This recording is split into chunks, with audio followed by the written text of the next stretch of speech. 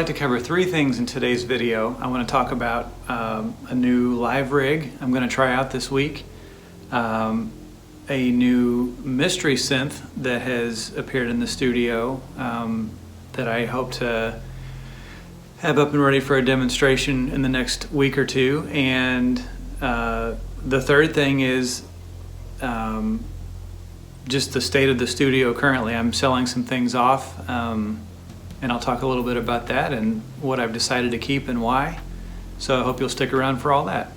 So at the beginning of June this year, I was approached by someone asking if I would be willing to come and play, or try out, I suppose, for playing keyboards for a local Christian rock band that they were forming. And so I decided to give that a shot, and not really being sure what kind of instrumentation they would want, but knowing there could be a wide variety of things, I thought, well, I'll just take a workstation with me. So I took the Karma to the first practice and have taken it every week since then.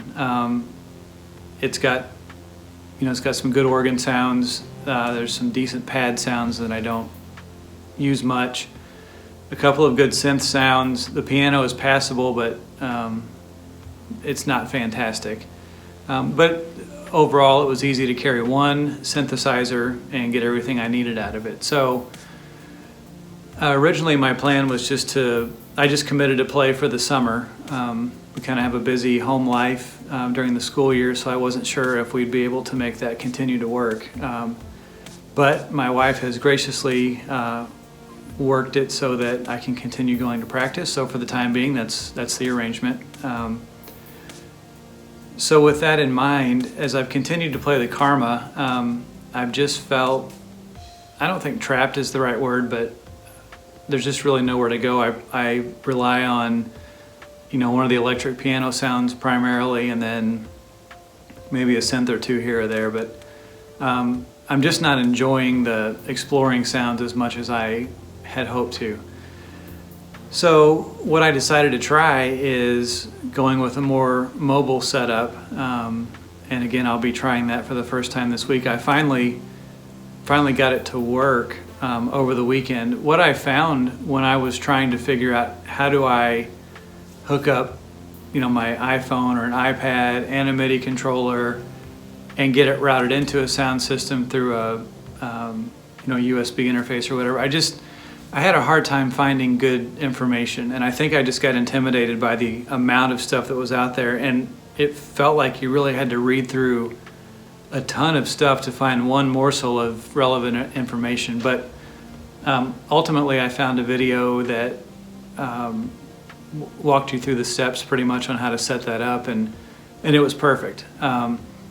So I ended up, over the weekend, I bought a Focusrite Scarlett Solo USB interface, and just a standard 4-port powered USB hub. I already had the camera connector kit for my iPhone, and I am going to try my iPhone versus an iPad. We'll see how that goes. I don't have another iPad laying around to use, but it may come to that. The screen real estate, obviously, as you can imagine, I'm using an iPhone 8, and so the screen is very small. So my hope is that the controller keyboard, which I'm going to take the Arturia Keylab with me, when I'm excited about that just because of the improved key action over what the Karma has, and the Karma's not bad at all, but I do prefer this one. So it's a smaller footprint, it'll be easier to carry around. But anyway, getting back to the screen size, I'm hoping that the Keylab will be able to control enough of the parameters of any patch or program that I use on the iPhone that the size of the screen won't really be an issue. Remains to be seen.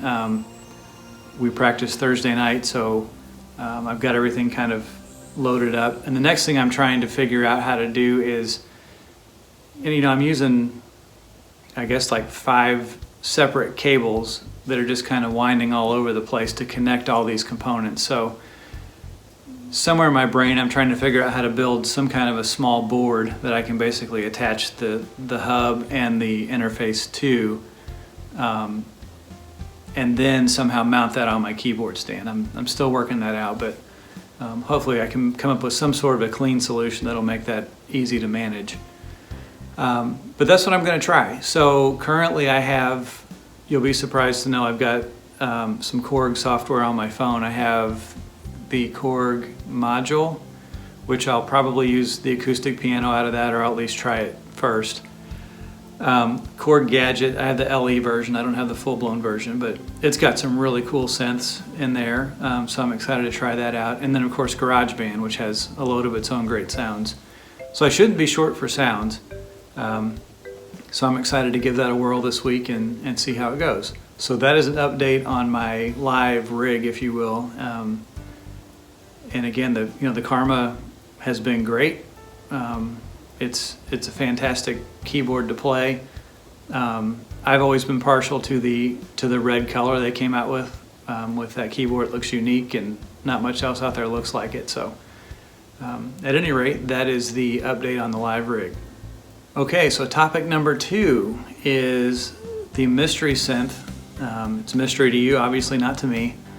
I've been working on it restoring it for almost 2 years now, January of 21.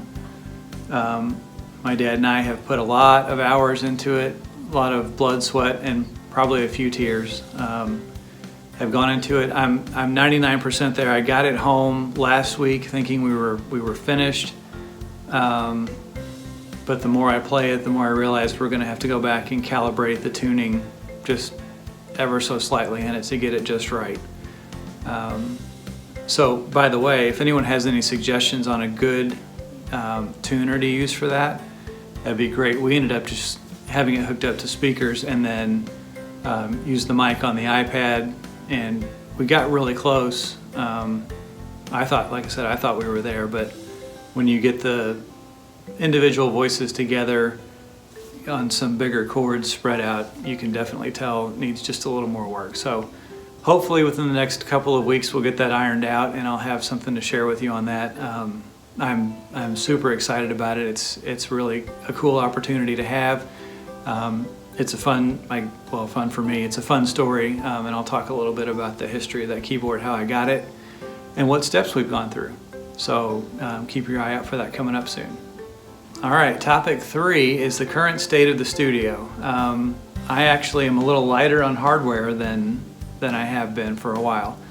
I bought a KORG DSS-1, the sampling synthesizer, a few weeks ago. I got it here, I ordered a disc to put in it, and it sounded great.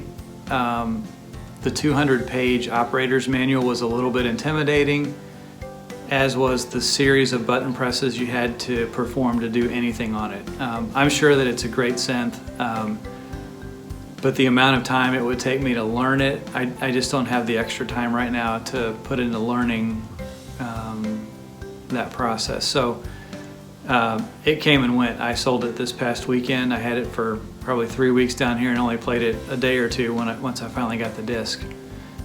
So again, it was really a neat synthesizer. I'm glad to have had the chance to play it, so that has come and gone.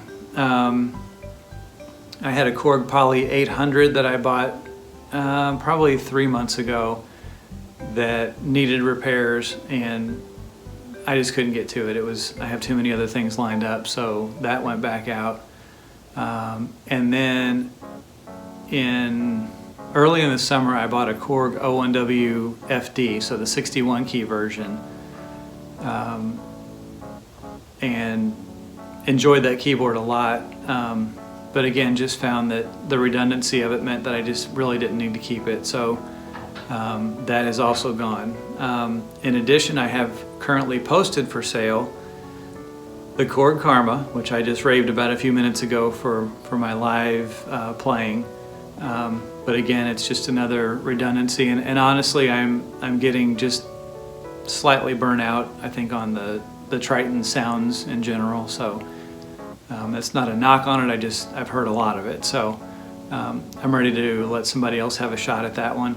I also have a KORG R3, the vocoder 37 key synthesizer, which is, man, the vocoder on that is fantastic. But again, I'm barely using it even for that, and I've got the Micro Freak, which the vocoder on is also excellent. So I just don't need both of them so I'm moving that thing on. And then I have an Arturia Micro Brute that I bought that needs some work to the volume pot.